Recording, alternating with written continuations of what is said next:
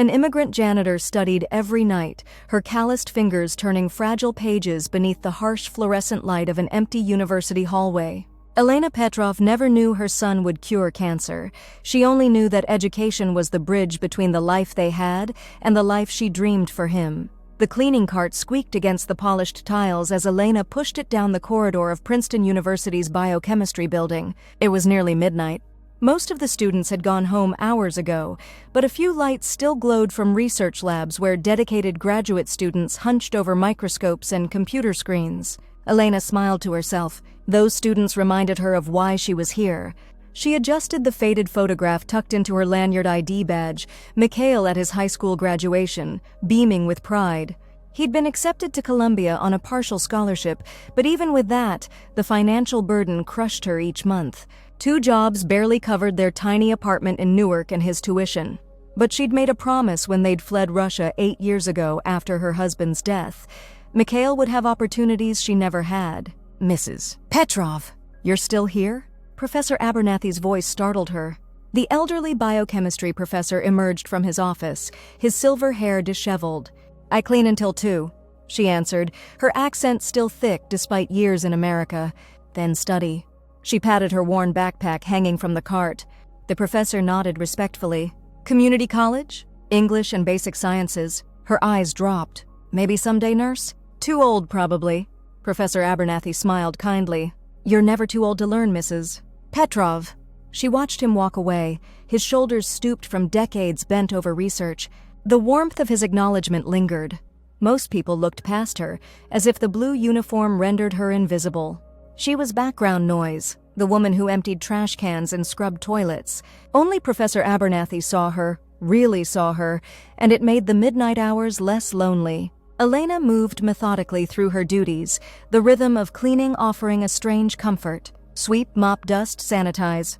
She'd been a literature professor back in Moscow, but here her credentials meant nothing. Still, there was dignity in work, any work. Each clean bathroom, each sparkling floor was one more tuition payment, one step closer to Mikhail's future. At 2 a.m., her shift complete, Elena settled into the small break room.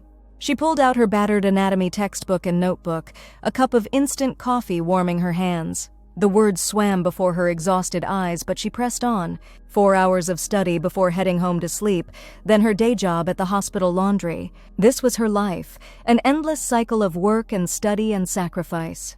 She never complained, not even to Mikhail. When he called from his dorm room, excited about his classes, she listened with fierce pride, swallowing her fatigue.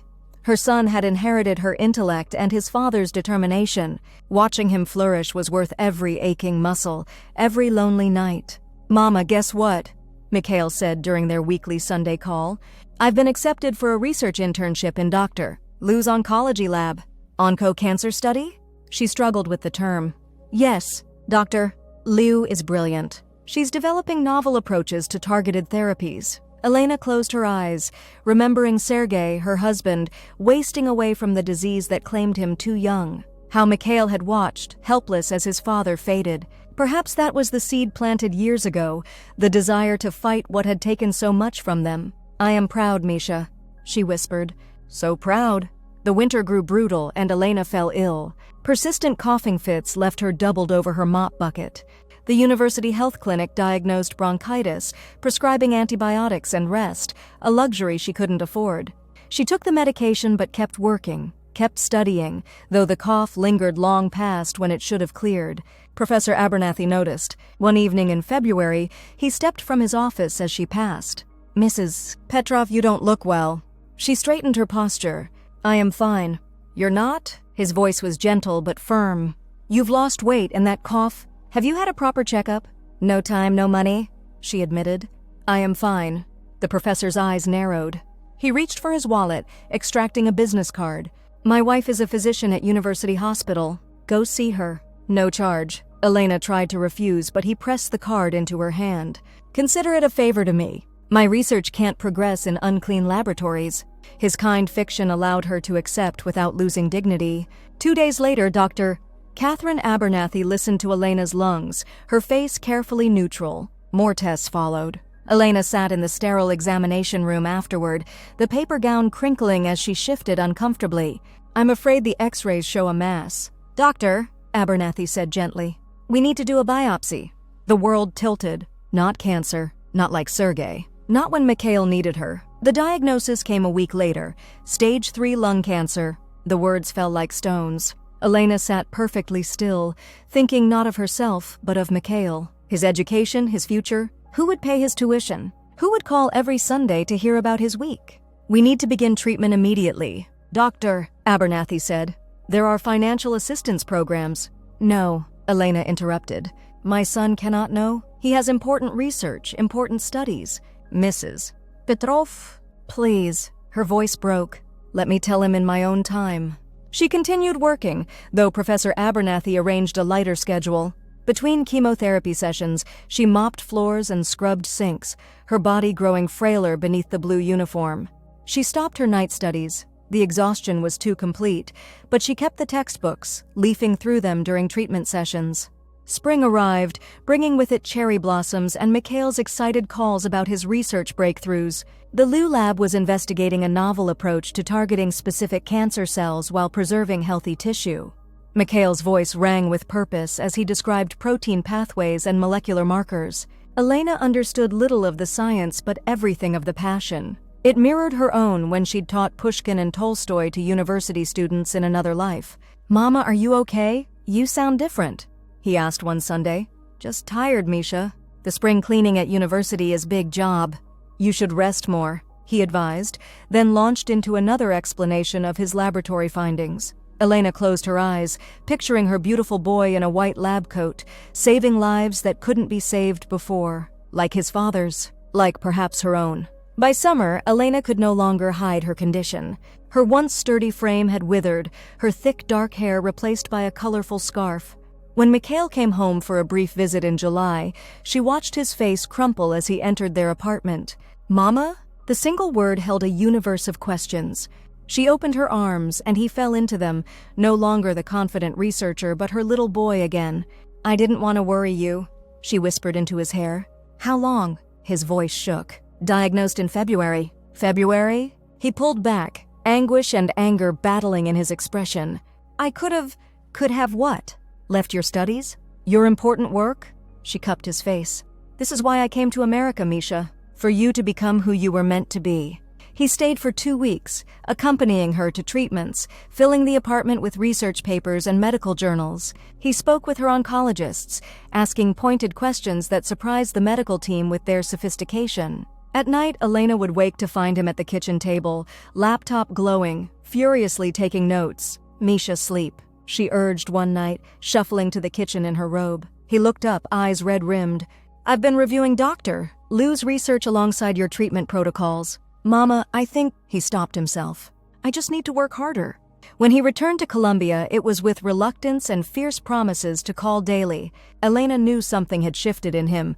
His research was no longer abstract science, but a desperate race. The autumn painted the world in russet and gold, but Elena saw it mostly through hospital windows. The treatments were failing. The cancer had spread to her lymph nodes and bones. Professor Abernathy visited often, bringing books and sitting quietly while she drifted in and out of sleep. Your son called me, he said one afternoon as weak sunlight filtered through the blinds. He asked about compassionate use exceptions for experimental treatments. Elena smiled faintly. My Misha, always fighting. He's quite remarkable. Dr. Liu says he's been working nearly around the clock on their targeted therapy approach. The professor hesitated. They've had promising results in their latest trials. Too early for FDA approval, but not too early for hope, Elena finished. November brought early snow and unexpected news. Mikhail called, his voice vibrating with controlled excitement. Mama, I'm coming home tomorrow, with Dr. Liu and our research team. Why? She asked, fear and hope tangling in her chest. We've received special approval for a compassionate use trial. Our therapy, the one I've been helping develop, it targets exactly the genetic markers your cancer expresses. Misha, her voice caught. I can't promise anything, he said quickly. But the preliminary data in similar cases, Mama, there's reason to hope. The next day, Elena sat upright in her hospital bed, scarf arranged carefully over her bare scalp, a touch of lipstick bringing color to her pale face. She wanted to look strong for her son. Mikhail entered first, followed by a petite Asian woman and 2 other researchers. Professor Abernathy and his wife stood nearby. The room felt crowded with anxiety and possibility. "Doctor," Liu explained the treatment, a combination of targeted immunotherapy and modified viral vectors designed to seek out cancer cells with specific genetic markers. Elena understood little of the science, but she recognized the look in her son's eyes. It was the same expression Sergei had worn when proposing a bold new architectural design. Brilliant, focused, alive with creative fire. "You helped develop this?" she asked Mikhail in Russian. "I identified the specific protein pathway that makes this particular approach effective," he answered, his modesty touching. "Doctor, Liu is the true genius. We're a team." "Doctor?" Liu corrected warmly. And Mikhail's insight into this particular application was crucial. He's been working day and night since July. Since learning of her illness, Elena realized, her son had channeled his fear and grief into determination, just as she had done after Sergei died. The treatment began the next day. A clear liquid dripped into her veins, carrying within it the science her son had helped create, molecules designed with precision to hunt and destroy what was killing her. Mikhail sat beside her bed throughout the infusion, holding her hand, explaining each step of the process in simple terms. "The medication contains modified antibodies that act like GPS systems," he said. "They locate the cancer cells by recognizing specific proteins on their surface, proteins that aren't found on healthy cells." "Like addresses?" Elena asked. He smiled. "Exactly. Once they find the right address, they deliver a payload that triggers the cancer cell to self-destruct, without harming the surrounding tissue. And you helped discover this address?" His eyes shimmered. "I helped identify why certain addresses were being missed by earlier treatments. It was like realizing some houses had their numbers hidden behind trees." The weeks that followed brought brutal side effects: fever, pain, crushing fatigue. But unlike the traditional chemotherapy, these symptoms came in shorter, more intense waves. Between them were periods of surprising clarity. During one such window, Elena realized something fundamental had changed. For the first time since her diagnosis, the doctors were discussing her case with cautious optimism. Professor Abernathy confirmed her observation during a visit in early December. "The preliminary scans show significant tumor reduction," he said, his voice carefully measured. "More than they typically see at this stage." "Is it working?" she asked directly. "Am I going to live?" The professor took her hand. "Science offers no guarantees, Elena. But yes, there is reason to believe this treatment is working. Your son," his voice faltered, "your son may have given you the greatest gift possible." As Christmas approached, Elena's condition continued to improve. The once expanding tumors had shrunk dramatically. Her blood work showed cancer markers dropping to levels that left her oncologists checking and rechecking their results. In mid-December, Dr. Liu's team published preliminary findings from their compassionate use trials, with Elena's case, anonymized, featured prominently. The medical community buzzed with cautious excitement. A larger clinical trial was fast-tracked for approval. On Christmas Eve, Elena sat in a recliner in her apartment, wrapped in blankets but dressed in a festive red sweater rather than a hospital gown. Mikhail bustled in the kitchen, preparing a modest feast, traditional Russian dishes alongside American holiday staples. Professor and Dr. Abernathy would be joining them later, along with Dr. Liu. "Mama, where did you put the good plates?" Mikhail called. "Top shelf, left cabinet," she answered, marveling at the strength in her voice. 6 weeks ago, she could barely whisper. When the apartment was quiet again, she reached for the small photo album on the side table. Its pages held their family story: Sergei and Elena in Moscow, young and in love; Mikhail as a serious-eyed child, their first apartment in America; Mikhail's graduations. She turned to the blank pages at the end, wondering what new memories might fill them. The doorbell rang. Before Mikhail could emerge from the kitchen, Elena rose shakily to her feet. One step, then another. She had not answered her own door in months. "Mama, wait!" Mikhail started toward her, concern in his eyes. She waved him back. "Let me do this small thing." The steps were slow but steady. Reaching the door, she opened it to find Professor Abernathy and his wife, their arms laden with packages. Behind them stood Dr. Liu, holding a bottle of champagne. "Elena!" "Doctor," Abernathy exclaimed. "You're up!" "Yes?" she said simply, stepping back to welcome them. "I am up. The evening unfolded in gentle celebration, a dinner filled with laughter and shared stories. Elena ate more than she had in months, savoring each bite, each moment. As Mikhail cleared the dessert plates, Professor Abernathy raised his glass. "To science and love," he toasted, "the two greatest forces for healing in this world. And to mothers who clean floors so their sons can change the world, Doctor," Leo added softly. Later, when their guests had gone and the apartment was quiet, Elena and Mikhail sat side by side on the small sofa. The Christmas tree lights twinkled in the corner, casting colored shadows across the walls. "I have something for you," Mikhail said, reaching into his pocket. He withdrew a small box. "Christmas is tomorrow," Elena protested. "This isn't a Christmas gift." He placed it in her hands. Inside lay a delicate gold key on a chain. "What is this?" she asked. "A key to the new Leo Petrov Research Center." His voice quavered with emotion. "The university is establishing it with a grant from the National Cancer Institute. We'll be expanding our research, developing more targeted therapies for different cancer types." Elena stared at the key, uncomprehending. "Leo Petrov? Doctor?" Leo insisted. Mikhail's eyes shone. "She said the breakthrough couldn't have happened without you." "Without me? I don't understand." "Mama." He took her hands in his. "All those nights you studied, all those days you cleaned laboratories and never complained, you showed me what dedication truly means. When I wanted to give up, when the research hit dead ends, I thought of you studying anatomy after scrubbing floors for 8 hours." Tears spilled down Elena's cheeks.